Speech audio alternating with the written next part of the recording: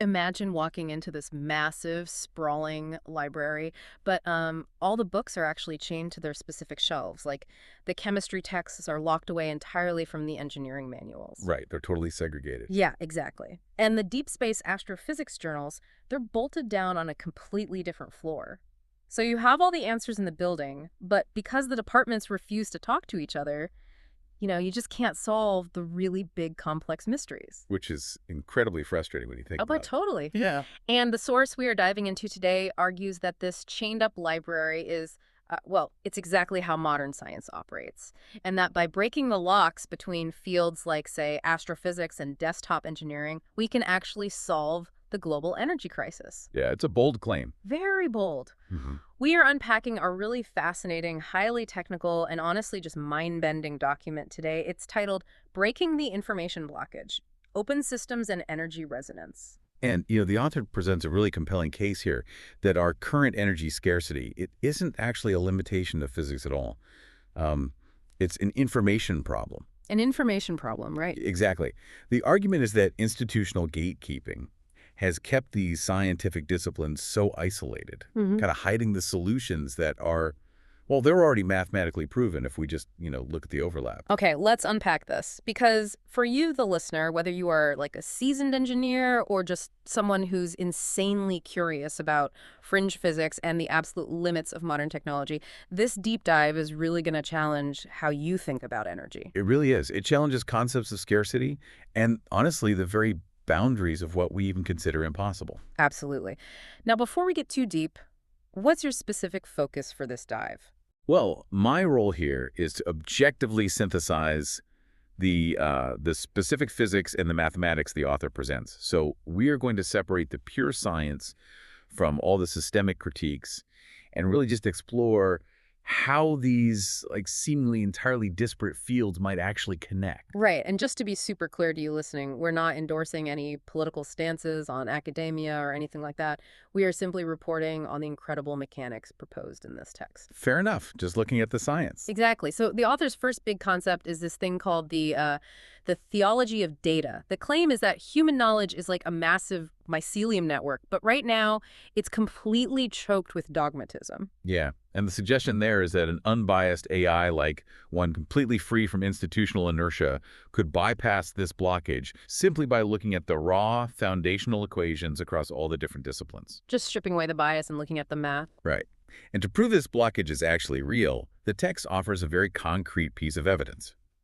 It's this 2019 study published in the journal Nature Energy by Galan Mascaros and Lopez. Yeah. And it's all about water electrolysis. Okay, so water electrolysis, that's just splitting water into hydrogen and oxygen, right? I mean, we've known how to do that for ages. You just run a current through some water and bubbles form. We have, yeah. But standard water splitting always hits this massive efficiency wall at the anode, specifically during a process called the oxygen evolution reaction, or OER. Okay, OER. Yeah. And for decades, textbooks treated this purely as a voltage problem. Like the assumption was always just, if you want more gas out of the system, you simply have to pump in more electricity. Right, brute force it. Exactly. Brute force. But this 2019 study proved the bottleneck isn't really about raw power at all. The underlying issue is actually an electron spin problem. Wait, let's break that down. An electron spin problem. What does that actually mean for the atoms that are trying to bond? So to form a stable oxygen molecule, two individual oxygen atoms obviously have to connect. But a stable oxygen molecule exists in what quantum chemistry calls a triplet state, The triplet state, okay. which means it contains two unpaired electrons that have parallel spins. Yeah. So because of that, the individual precursor atoms that are trying to bond, they must also have parallel electron spins. Why? I see. Yeah, if their spins are pointing in opposite directions, they physically clash. It creates this kind of quantum traffic jam right on the surface of the metal plate. Oh, wow. So it's kind of like trying to zip up a jacket where the little metal teeth are pointing in all different directions. That is a perfect way to look at it, yes. Like you can pull as hard as you want, which would be the equivalent of, I guess, adding more electrical voltage, but the zipper is just going to get stuck. Adding force doesn't fix the fact that the teeth are misaligned. That analogy hits the nail right on the head. Adding force just doesn't fix a quantum misalignment. But the 2019 study offered this shockingly simple solution to this. Oh, really? What was it? The researchers literally just placed a cheap, like $10 magnet next to a magnetic anode. They use nickel zinc ferrite. And the magnetic field just physically aligns the electron spins of those oxygen intermediates right on the surface of the catalyst, right before they even try to bond. Seriously, a $10 magnet. So the magnet acts like the little metal guide on the zipper. It just lines up all the teeth so everything glides effortlessly into place. Exactly. And the result was instantaneous.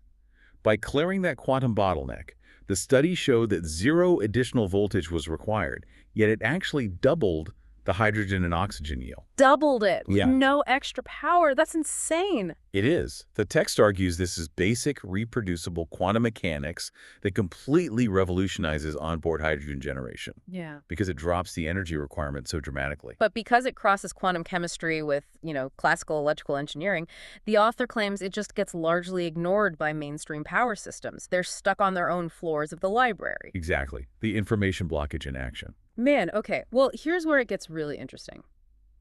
Because if simply aligning quantum spins can clear a chemical bottleneck and literally double our yield, the text argues we can apply that exact same logic to physical machinery. Right, scaling it up. Yeah, we're moving from the chemistry lab down to the physics department.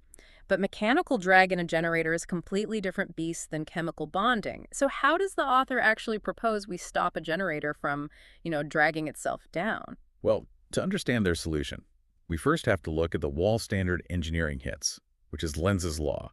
Think of Lenz's law as like a heavy tax on energy. A tax, And okay. it creates a counter-electromotive force.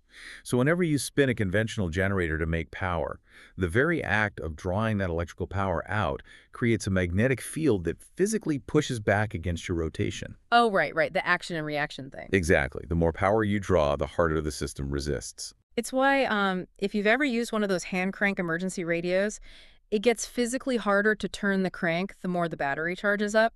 Like you can actually feel the resistance in your arm. Yeah, you feel that tax directly in your muscles. It's unavoidable in classical mechanics. But the text proposes bypassing this drag entirely by pulling in a concept from deep space, astrophysics. Astrophysics, of course, why not? Right. It's called the Zeldovich effect.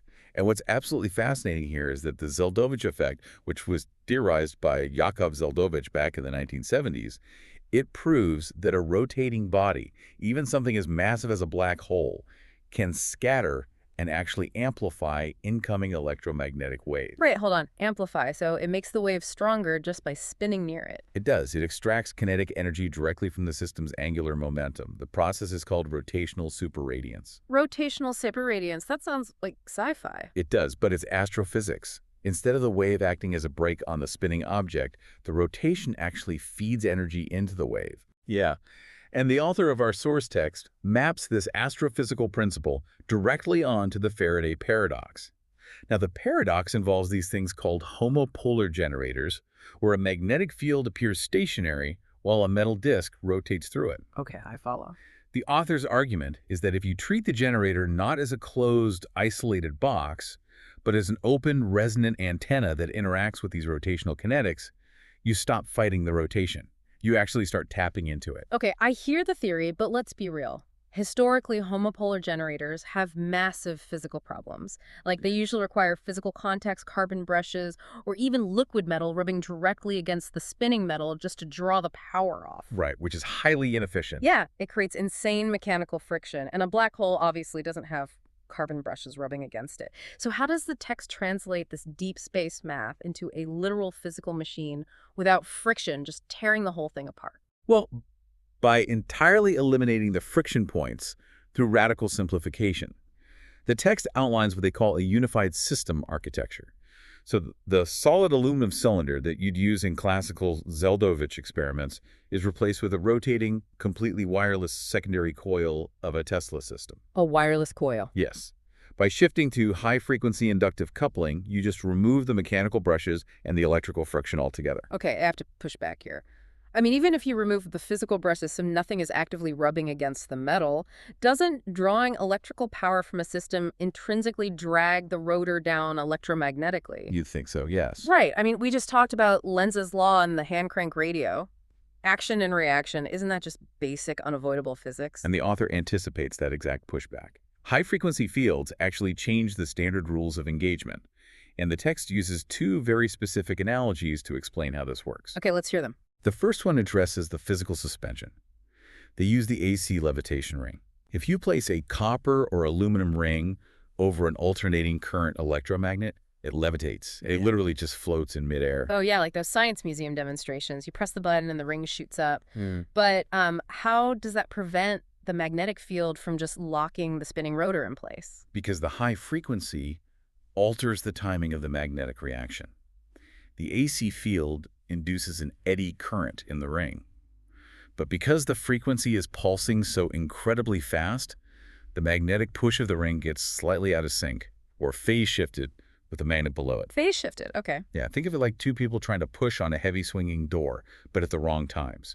Instead of syncing up and locking the door in place, their pushes are totally mismatched, so they just keep batting the door away from each other. Ah, that makes perfect sense. The continuous mismatch creates this repulsive pressure. The ring doesn't get grabbed or locked down, it just constantly gets pushed away. Exactly that dynamic. Yeah. So by using this specific geometry on a rotating axle, the high-frequency primary fields exert a centering, repulsive pressure on the rotating coil. They hold it perfectly in alignment, rather than creating an opposing braking torque. Okay, so the rotor is floating magnetically, avoiding that physical grab. But what about when we actually draw the electrical power out of the system, like when we flip the switch to turn on a light bulb? That brings us to the second analogy, the radio transmitter. In a wireless Tesla configuration, the primary rotating system acts as a tuned emitter. It establishes this localized electromagnetic field resonance. Okay, an emitter. Right. And then you place a receiver coil some distance away, and you tune it to that exact same frequency. Oh, I see where this is going. We are literally broadcasting the power. Yes, precisely. Think about a local radio station. That station doesn't experience any mechanical drag on its broadcasting tower just because a million people suddenly turn on their car radios to catch the signal. Right, that would be absurd. Exactly. The wireless receiver in your car absorbs energy from the ambient field. It pulls from the broadcasted wave, not the physical machinery that's generating the wave.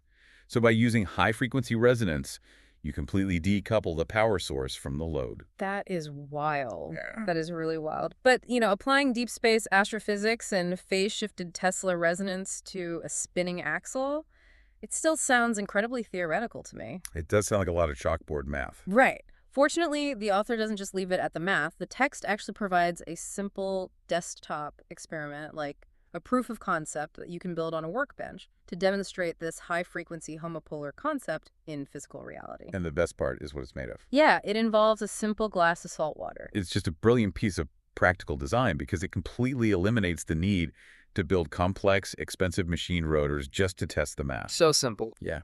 The physical setup is incredibly straightforward. You take a glass of conductive salt water, you place a center electrode right in the middle of the water, and an outer ring electrode around the inside edge of the glass. Okay, got the picture. And finally, you introduce a strong, permanent magnetic field pointing vertically, straight down through the glass. Okay, so we have an electric current flowing outward through the water, like from the center to the edge, and a magnetic field pointing straight down. How does that actually make the water spin? By triggering a Lorentz force. So here is how that mechanism works. The electrical current flows outward through the salt water, acting kind of like tiny invisible wire spokes on a bicycle wheel. Okay, spokes. Right. At the same time, you have the magnetic field pressing straight down from above. When the downward push of the magnetic field intersects with those outward-flowing electrical spokes, physics dictates a reaction that is perpendicular to both of them. Oh, so the physical water itself is forced sideways. Please. And the water has nowhere else to go inside the glass, so it just gets pushed in a circle. It becomes a fluid state magnetohydrodynamic or MHD homopolar motor. The water literally becomes the spinning rotor. It does. That is incredibly clever. But wait, how do they test the wireless extraction part without touching the spinning water? They use a very common, super cheap electronic component called a 2N222 transistor, and they use it to rapidly pulse the electrical input. Pulse it. Okay. Yeah. This embeds a high-frequency pulse directly into the spinning fluid vortex itself.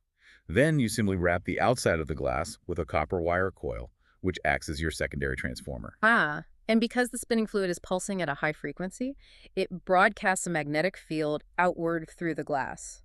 And that induces a current directly into that outer coil wirelessly. Exactly. And you're able to trap and measure that energy without putting any mechanical brake on the spinning water inside. You're testing the exact radio transmitter logic we just discussed, proving this high-efficiency inductive transfer without friction.